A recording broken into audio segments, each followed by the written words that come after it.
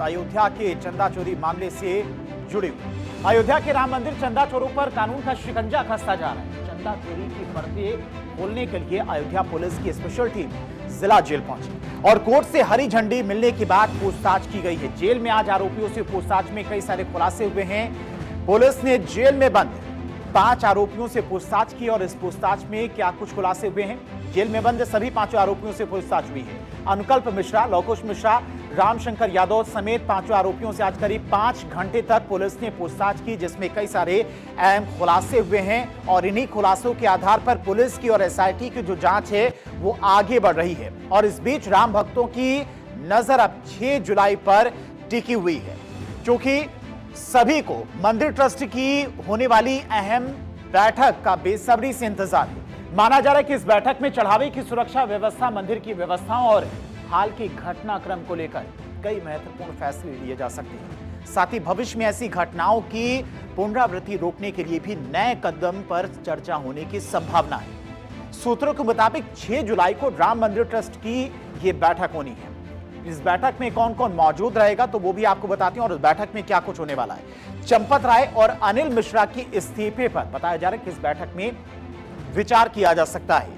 SIT की प्रारंभिक report पर भी इस बैठक में चर्चा होगी। अभी तक जो खुलासे हुए हैं, जिन लोगों के नाम आए हैं, जिन लोगों ने चंदा चोरी की थी, उसको लेकर चर्चा की जाएगी। प्रबंधन की आगामी व्यवस्थाओं पर भी चर्चा की जाएगी। इसके अलावा बैठक में आय और व्यय की समीक्षा की जाएगी कि कब कितना चढ़ावा मंदिर में आया और मंदिर से कितना चंदा चोरी किया गया, कौन कौन लोग इसमें शामिल थे, उनको ट्रस्ट से हटाने के बाद नई व्यवस्था किसे दी जाए, उसकी जिम्मेदारी कौन संभालेगा। इन सभी बातों पर 6 जुलाई को जो ट्रस्ट की बैठक होनी है, उस बैठक में चर्चा की जाएगी। तो चंदा चोरी का मामला सामने आने के बाद मंदिर प्रशासन ने पूरी व्यवस्था को और सख्त कर दिया है और अब पैसे गिनने की प्रक्रिया पहले से ज्यादा निगरानी में होगी। कर्मचारियों की आपसी बातचीत पर भी नियंत्रण रखा गया है। निगरानी व्यवस्था को और मजबूत किया गया है ताकि किसी भी तरह की लापरवाही या गड़बड़ी की गुंजाइश ना रहे। क्या क्या बदलाव किए गए हैं तो वो भी आपको बताते हैं।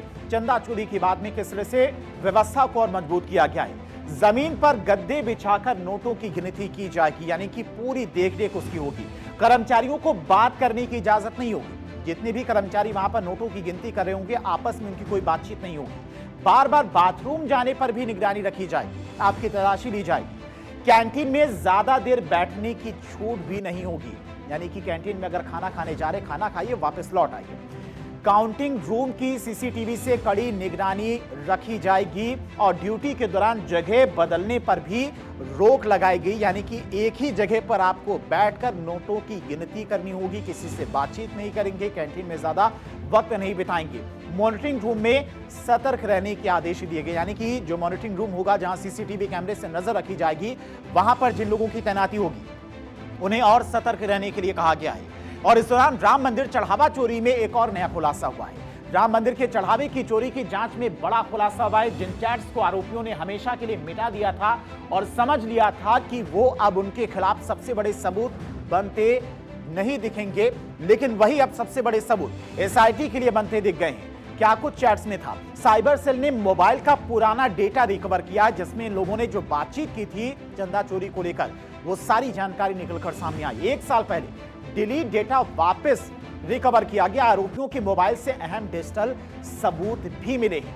2 करोड़ से ज्यादा की कथित चोरी के सुराग मिले हैं और रिकवर डेटा से जांच को नई दिशा भी मिल सकती है, यानी कि किन किन लोगों से इनकी बातचीत हो रही थी, किन के संपर्क में थे, कितना हेरफेर हुआ, सब कुछ अब एसआईटी टीम के सामने है। सूत्रों के मुताबिक रिकवर हुई चैट्स में सबसे बड़ा खुलासा पैसों के बंटवारे को लेकर हुआ है और चैट में चोरी की रकम के बंटवारे को लेकर आरोपियों के बीच में आपसी विवाद की बात भी सामने आई है। चंदा चोरों के बीच में किस तरह से आपसी विवाद हुआ था, उसके बाद यह सारा मामला खुलकर सामने आया।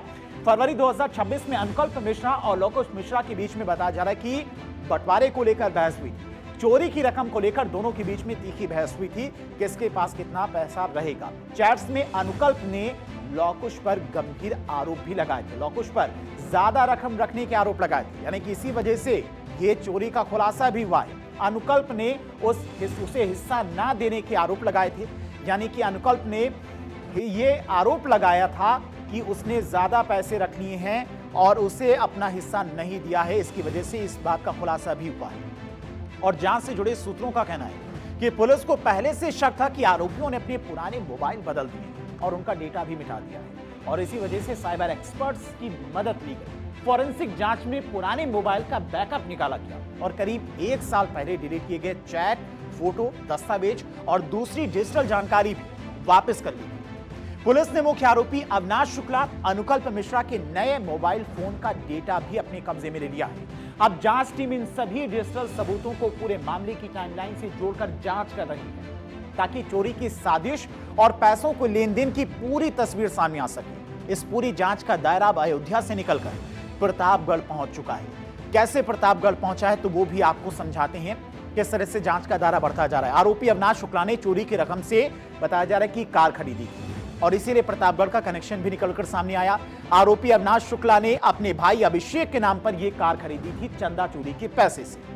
मामला सामने आने के बाद कार को प्रतापगढ़ स्थित गांव भिजवा दिया गया। पुलिस ने रिमांड के दौरान आरोपी अविनाश की निशानदेही पर कार बरामद की और पुलिस की टीम आरोपी अविनाश शुक्ला को उसके गांव भी लेकर गई थी जहां पर उससे पूछताछ की गई। जहां पर कार रखी गई थी वहां पर भी आरोपी को पुलिस की टीम लेकर पहुंची थी। पुलिस ने अविनाश शुक्ला के गांव से बाइक और अन्य सामान भी जब्त किया है। पुलिस ने पूछताछ में सामने आए तथ्यों का वेरिफिकेशन भी किया है। अभी तक की जांच में जो सामने आए थे, स्थानीय पुलिस भी आरोपी के घर और परिवार से जुड़े आर्थिक लेन देन की जानकारी जुटा रही है कि पहले कितनी प्रॉपर्टी थी और चंदा चोरी के बाद कैसे प्रॉपर्टी बढ़ी।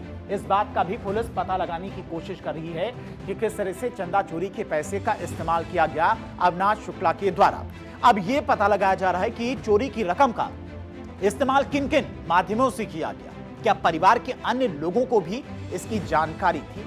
कुल मिलाकर राम मंदिर के चढ़ावे में चोरी के मामले में जांच लगातार आगे बढ़ रही है और आरोपियों पर शिकंजा भी कसता जा रहा है। पुलिस को एक के बाद एक नए डिजिटल सबूत और अहम सुराग मिल रहे हैं। जैसे जैसे जांच आगे बढ़ रही वैसे वैसे चढ़ावा चोरी से जुड़ी परतें भी खुलती जा रही। अब सबकी नजर इस बात पर है कि जांच में आगे और कौन कौन से नए खुलासे सामने आते हैं और इस मामले में किस किस की भूमिका सामने आती है। हालांकि जैसे जैसे जांच आगे बढ़ रही है वैसे वैसे नए नाम, नए किरदार और कितने की चोरी हुई, किस बात पर विवाद हुआ था जिसके बाद ये मामला सामने आया, ये बात भी सामने आ चुकी है। 6 जुलाई को बैठक होगी, ट्रस्ट की तरफ से क्या बड़ा फैसला लिया जाता है, इस पर भी सबकी नजरें टिकी हुई है।